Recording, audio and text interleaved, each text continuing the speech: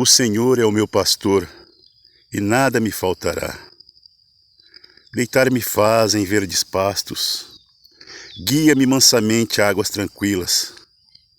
Refrigera minha alma, guia-me pela vereda da justiça por amor do seu nome.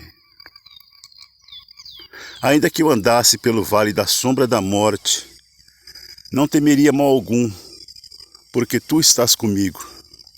A tua vara e o teu cajado me consolam. Preparas uma mesa perante mim na presença dos meus inimigos.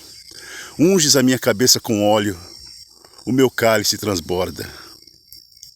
Certamente que a bondade e a misericórdia de Deus me seguirão todos os dias da minha vida, e habitarei na casa do Senhor por longos dias.